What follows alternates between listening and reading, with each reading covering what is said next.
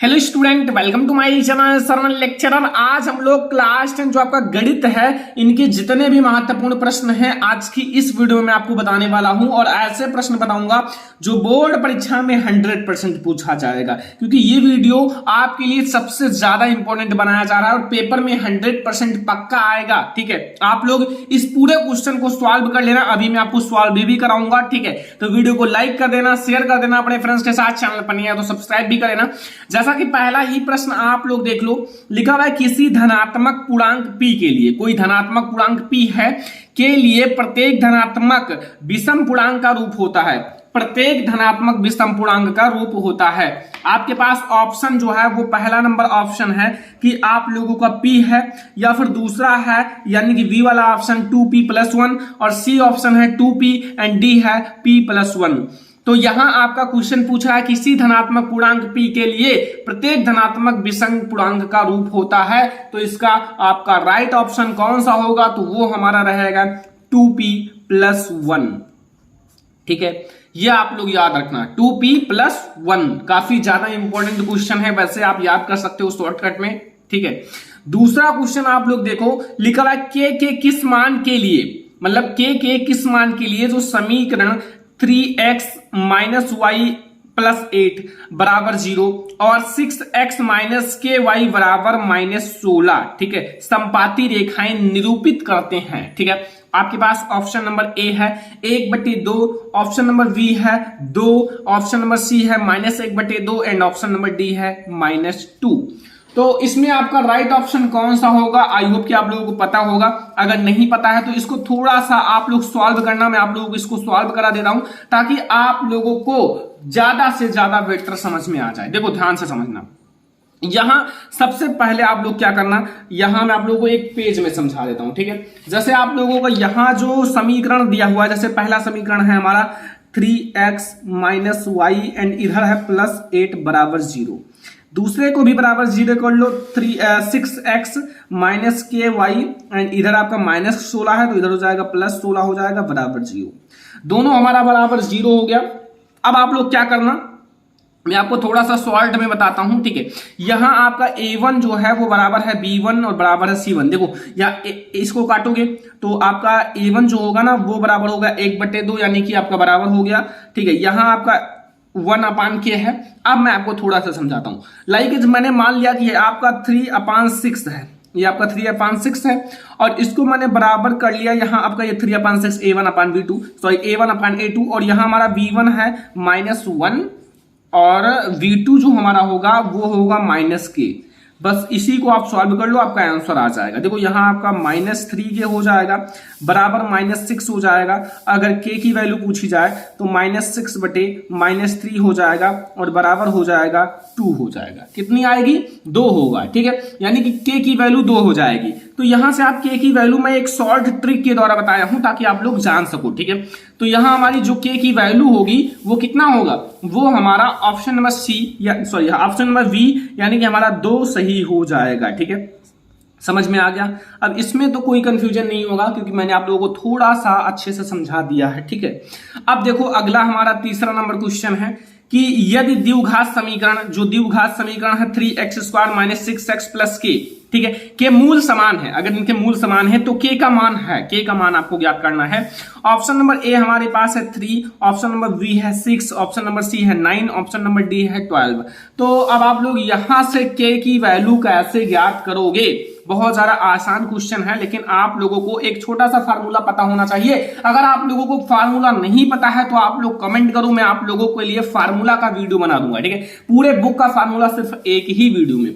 सबसे पहले आप लोगों का समीकरण क्या दिया हुआ है, जो आप लोगों का समीकरण है, जैसे हमारा है 3x² - 6x एंड +k = 0। अगर मैं यहां से पूछूं कि यहां a क्या है, a बराबर क्या है, तो a बराबर हमारा 3 है, ये जो x² का गुणांक है। b बराबर हमारा -6 है एंड c बराबर हमारा 1 है। ठीक है, नहीं k है 1 नहीं k है। ठीक है, अब एक फार्मूला आप लोगों को पता होगा चैप्टर नंबर 4 में द्विघात समीकरण में, जो कि विविक्तर का है, और यहां हमारा सामान है ना, तो विविक्तर जो होगा हमारा 0 होगा। ठीक है, विविक्तर जो होगा विविक्तिकर को डी से डिनोट किया जाता है, वो हमारा बराबर शून्य होगा। अब एक फार्मूला अगर आपको नहीं पता तो मैं आपको बता देता हूं कि डी बराबर जो होता है वी स्क्वायर माइनस 4ac, और डी को मैंने 0 मान लिया है, ठीक है। अब वी की वैल्यू रखो, वी की वैल्यू आपकी कितनी है, -6 का स्क्वायर कर लो, एंड हमारा 4a की वैल्यू हमारी 3 है, और c की वैल्यू हमारी k है, बराबर 0 है, ठीक है।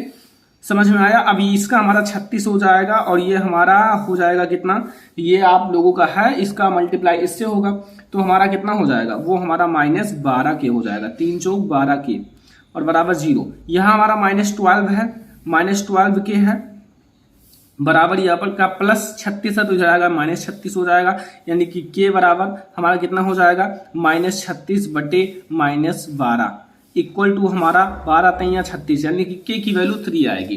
k की वैल्यू क्या आई, यहां से 3 आया, ठीक है, तो k की वैल्यू हमारी 3 आ जाएगी। थोड़ा सा अगर आप सॉल्व करके लगाओगे तभी आपको ज्यादा बेटर समझ में आएगा। तो यहां से आपको सारे क्वेश्चन समझ में आ रहे हैं, ठीक है। ऐसा आपको कोई नहीं बताएगा, मैं आपको बहुत ज्यादा डिटेल में सॉल्व करके बता रहा हूं, ठीक है।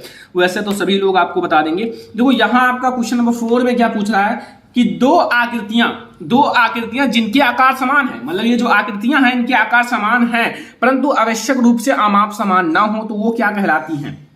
देखो ऑप्शन नंबर ए है सर्वांगसम आकृतियां, ऑप्शन नंबर बी है समान आकृतियां, ऑप्शन नंबर सी है हमारे पास समरूप आकृतियां, ऑप्शन नंबर डी है सममित आकृतियां, ठीक है, ठीक है।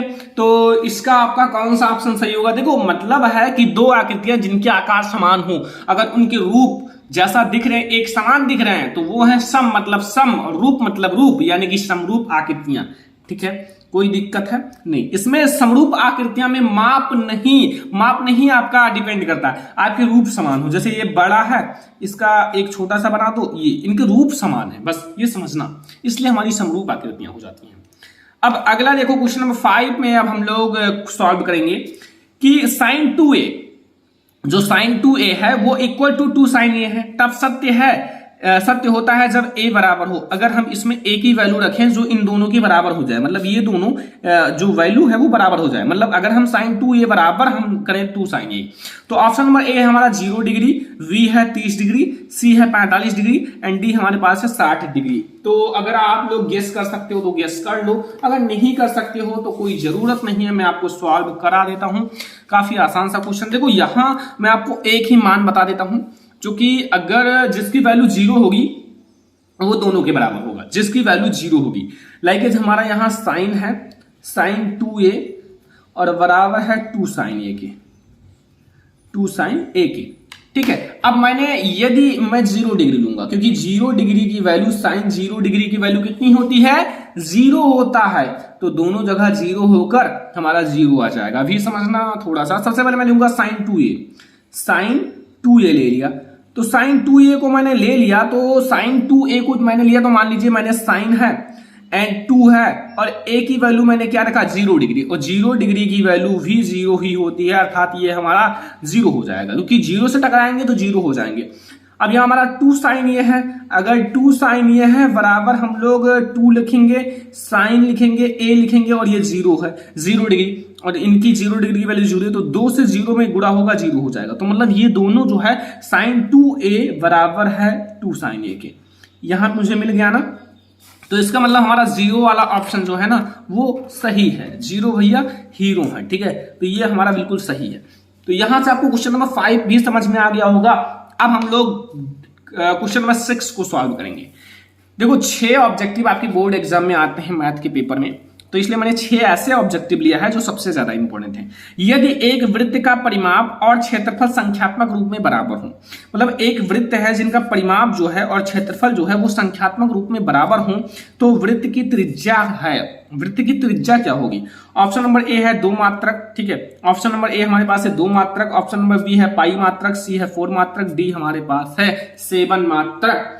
तो इसको आप लोग कैसे सॉल्व करोगे मैं आपको थोड़ा सा समझाऊंगा, आप लोगों को बहुत अच्छे से समझ में आ जाएगा, ठीक है। तो सबसे पहले आपको क्या करना है, सबसे पहले मुझे बता लेना है, यानी कि मान लेना है, माना हमारा वृत्त है, तो वृत्त जो होगा, वृत्त की त्रिज्या कुछ मान लेते हैं। वृत्त की त्रिज्या मैंने r मान लिया, वृत्त की त्रिज्या r है। क्या है? r है। ठीक है। और वृत्त का परिमाप का फार्मूला किसी को पता है? वृत्त का परिमाप का सूत्र अगर नहीं पता हो तो थोड़ा सा याद कर लो इन छोटी छोटी चीजों को। ये होता है हमारा 2 पाई r। क्या होता है? 2 पाई r। ठीक है। एंड एक और फार्मूला होगा वृत्त का क्षेत्रफल का, किसी को पता है? वृत्त का क्षेत्रफल का फार्मूला किसी को पता है? अगर नहीं पता हो तो मैं आपको बताता हूं, पाई r स्क्वायर हो जाएगा। ठीक है। अब कहा क्या है कि परिमाप और क्षेत्रफल संख्यात्मक रूप में बराबर है, मतलब अकॉर्डिंग टू क्वेश्चन हम इन दोनों को बराबर लिख सकते हैं। एक तो हमारा परिमाप है और एक हमारा क्षेत्रफल है। तो एक r से तो एक r कट जाएगा, पाई से पाई कट जाएगा, नहीं r की वैल्यू हमारी 2 मात्रक आएगा। r की वैल्यू क्या आएगी? 2 मात्रक। यही हमारा आंसर। तो इसमें 2 मात्रक कहीं ऑप्शन में है या नहीं है? ऑप्शन में है ना 2 मात्रक, तो ये हमारा सही आंसर हो जाएगा।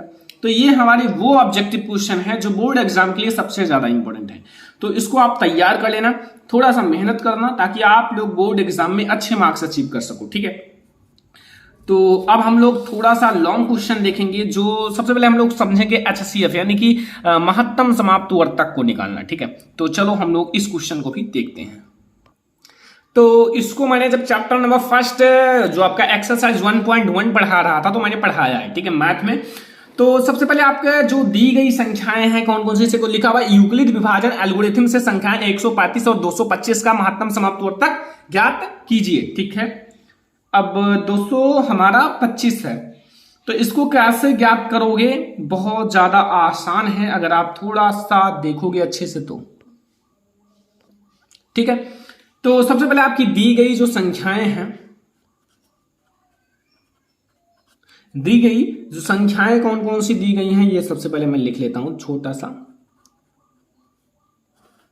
दी गई संख्याएं जो हैं वो कौन कौन सी हैं? 135 और कौन सी हैं तथा 225 है।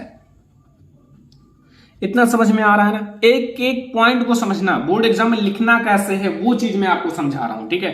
तो इतना आपका हो गया। अब हम क्या करेंगे कि मतलब जो यूक्लिड विभाजन एल्गोरिथम से हम लोग हेडिंग डालेंगे जो कि ब्लैक पेन से। ठीक है। यूक्लिड विभाजन एल्गोरिथम से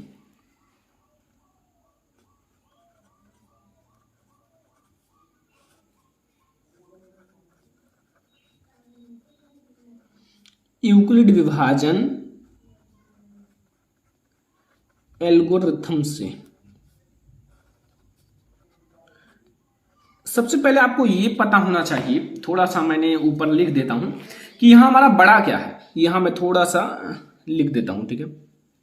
यहां हमारा बड़ा क्या है? बड़ा है 225, तो 225 को हम लोग क्या मानेंगे? ए मानेंगे। और जो छोटा है 135 उसको हम लोग बी मानेंगे। ठीक है। ये थोड़ा सा याद रखना, ये मैंने अब लिख दिया। ठीक है। अब इतना अगर आपको समझ में आ गया तो फिर अब हम क्या करेंगे, इसका निकालना स्टार्ट करेंगे। 225 को आगे लिखूं और इक्वल टू 135। 135 में एक ही बार जाएगा और 135 में हम कितना जोड़ेंगे कि 225 हो जाए, इधर 70 इधर 20 यानी कि 90 जोड़ेंगे ना, 90। बट यहां हमारा जो r equal two is not शून्य, r हमें 0 के बराबर नहीं मिला। जब तक हमारा ये r जो है 0 के बराबर नहीं मिलेगा तब तक आप निकालते जाओ। ठीक है। तो अब हम क्या करेंगे, अब जो संख्याएं हैं, अब हमारा इनका जो 135 है और 90 इनका हम लोग HCF निकालेंगे। तो हम बार बार लिखेंगे नहीं, मैं डायरेक्ट लिख देता हूं। ठीक है। 135 आप ऊपर लिख सकते हो जो संख्याएं 135 और 90 के लिए यूक्लिड विभाजन प्रमेय का। ठीक है। तो यहां 90। ठीक है। अब यहां मैं 1 से फिर से मल्टीप्लाई करूंगा और हमारा बचेगा कितना? 45। बट यहां भी हमारा r is not equal to 0 मिला। ठीक है। फिर हम लोग 90 और 45 का HCF, जो बड़ा है 90 और 45 में हम लोग 2 से मल्टीप्लाई करेंगे तो 90 हो जाएगा। यहां हमें बराबर 0 मिल गया, यानी कि r इक्वल टू 0। जैसे ही हमें r इक्वल टू 0 मिला, यहां जो हमारा ये है ना 45 यहाँ क्या है? यहाँ 45 जो है वो हमारा क्या है? भाजक है। क्या है? 45 हमारा भाजक है। ठीक है। तो यहां हमारा जो मतलब महत्तम समाप्त वर्तक है, यानी कि हमें महत्तम समाप्त वर्तक ज्ञात करना था, तो यहां आता है शेषफल तो हमारा 0 आ गया। अतः जो हमारा मतलब इतना आ गया ना 90 और इतना का हमारा से इतना, तो शेषफल हमारा शून्य, अतः महत्तम समाप्त उत्तर तक हमें ज्ञात करना था।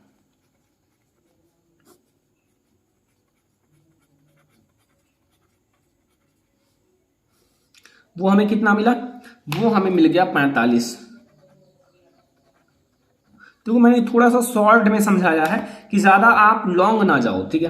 तो ये हमारा 45 जो है ना, यही हमारा महत्तम समाप्त उत्तर, जैसे आपको 0 मिल जाए ये हमारा भाजक हो जाएगा महत्तम समाप्त उत्तर तक, ठीक है। तो ये पहला क्वेश्चन काफी ज्यादा आसान था, लेकिन बोर्ड एग्जाम के लिए वेरी इंपॉर्टेंट है, ध्यान से देखना। अब ये हमारा जो बोर्ड एग्जाम के लिए लॉन्ग क्वेश्चन में आता है, लॉन्ग क्वेश्चन में आता है 2 चर वाले रैखिक समीकरण युग्म में से, और इसको आपको तैयार करके ही जाना है, क्योंकि बोर्ड एग्जाम के लिए बहुत ज्यादा इंपॉर्टेंट है और बहुत ज्यादा लॉन्ग है, ठीक है। क्योंकि ये लॉन्ग में आता है तो लॉन्ग क्वेश्चन है।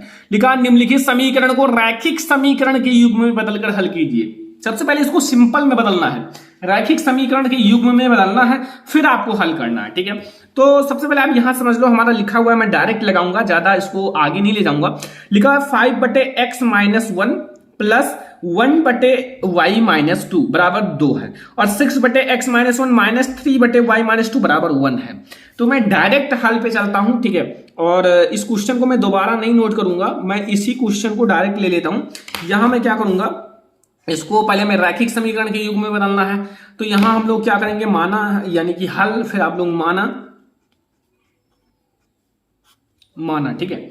या फिर मैं थोड़ा सा आपको समझाता हूं, हाँ माना, अभी आपको समझ में आ जाएगा। 1/x जो है x-1, उसको मैं a मान लेता हूं, ठीक है, तथा 1/y-2 इसको मैं b मान लेता हूं। आप कहोगे सर ये 1/x 1/x-1 और 1/y-2 ये कहां है इसमें, तो मैं आपको थोड़ा सा समझाता हूं।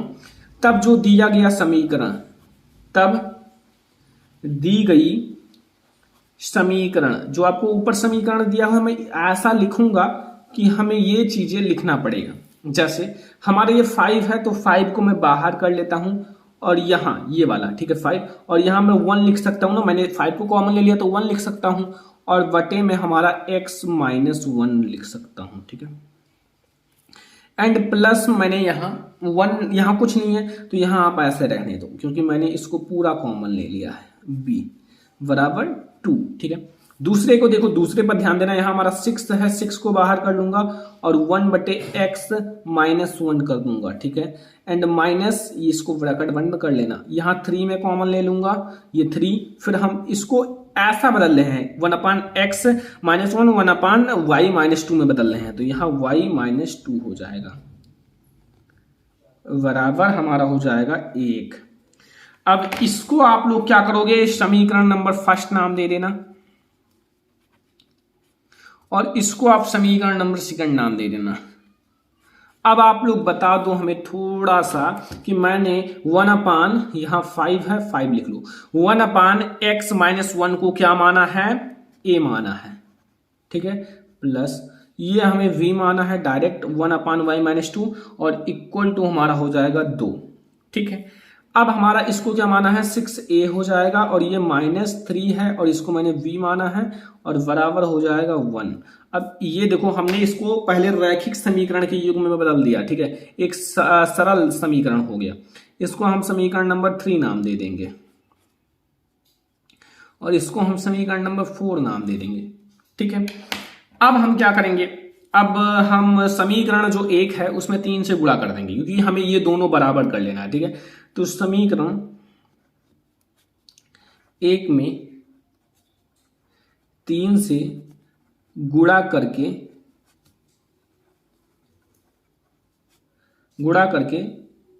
जोड़ने पर हम समीकरण जो 3 है में गुणा करेंगे, और जो चौथा समीकरण है इससे जोड़ लेंगे। जैसे यहां हमने 3 से गुणा किया तो 5 से 3 से होगा 15a हो जाएगा, और प्लस हमारा 3v हो जाएगा, और बराबर 3 से होगा 6 हो जाएगा। फिर हमारा समीकरण 4 जो है वो हमारा 6a है -3v है इक्वल टू 1 है। अगर हमने इसको जोड़ा है तो इसके चिन्ह में कोई परिवर्तन नहीं होगा, अगर मैंने घटाया होता तो इसके चिन्ह में परिवर्तन हो जाता। तो यहाँ ये जो हमारा है ये कट जाएगा, ठीक है। अब कट जाएगा और ये हमारा कितना हो जाएगा 21 ये हो जाएगा, कितना हो जाएगा 15 6 21 ये, और ये हमारा 7 हो जाएगा। यहां से एक ही वैल्यू जो आएगी वो 7/21 आएगा, और यहां से 1 और 3 हो जाएगा, यानी कि एक ही वैल्यू जो हमारी आएगी वो 1/3 हो जाएगा। ठीक है, तो अभी तो मैंने एक ही वैल्यू निकाली है, एक ही वैल्यू, अभी हमें v की वैल्यू भी निकालनी पड़ेगी। तो v की वैल्यू निकालने के लिए आप किसी भी समीकरण में a का मान रख दो। लाइक मैंने समीकरण 3 में ले लेता हूं। ठीक है, मैं समीकरण 3 में क्या करूंगा, जो ये समीकरण 3 है ये वाला, जहां v की a की वैल्यू रखूंगा और हमारी v की वैल्यू आ जाएगी। समीकरण 3 में a का मान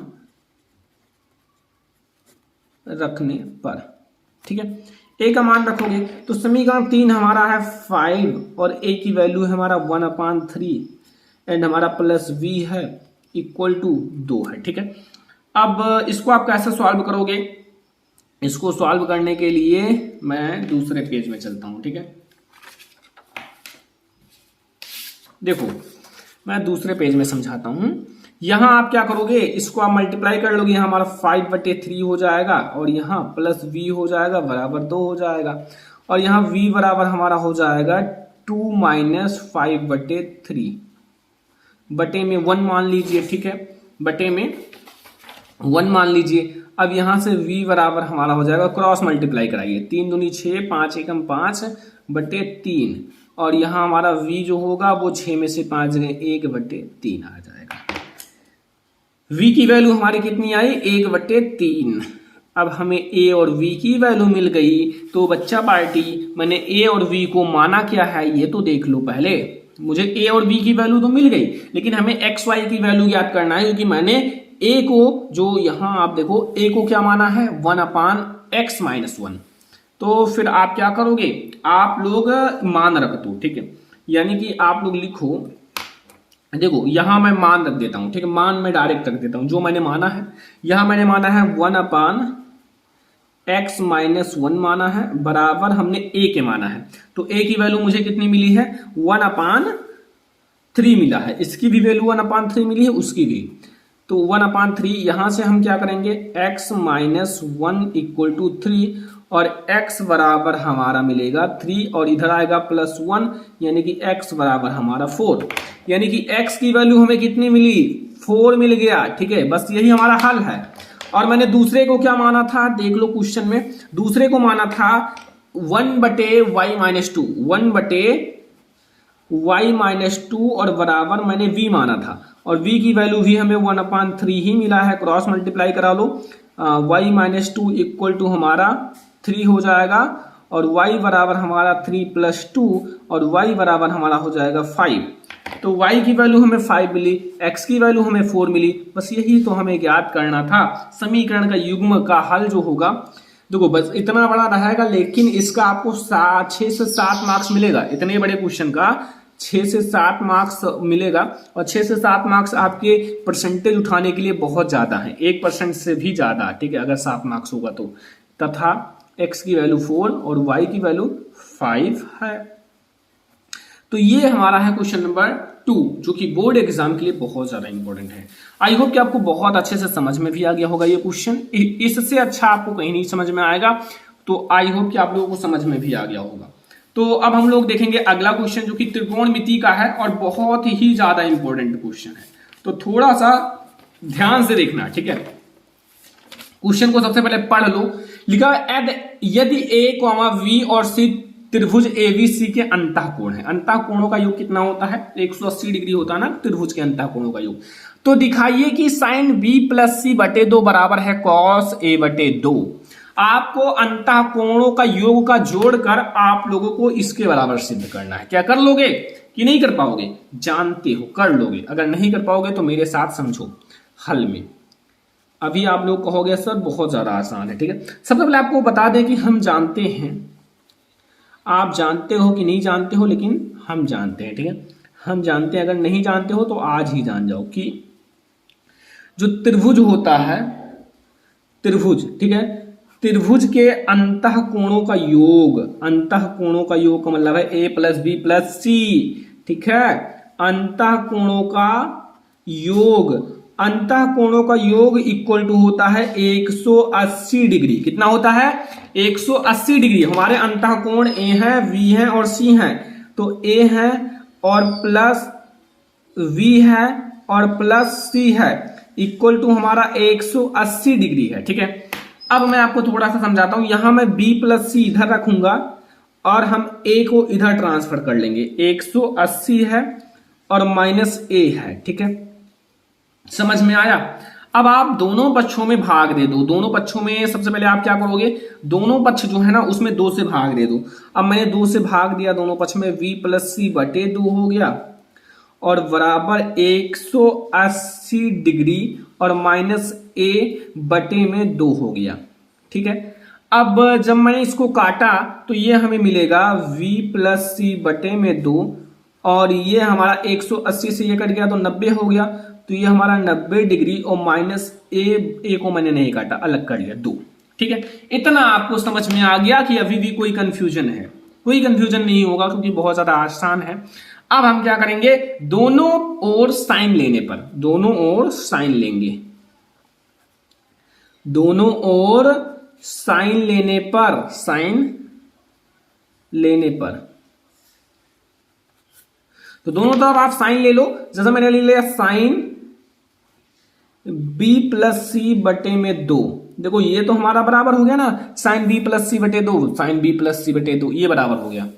बट हमारा ये नहीं बराबर हुआ ना, साइन 90 डिग्री माइनस a बटे 2। यह कोई फार्मूला आपको दिख रहा है? यहां साइन 90 माइनस थीटा दिख रहा है कि नहीं दिख रहा है? दिख रहा होगा। तो साइन 90 माइनस थीटा बराबर क्या होता है?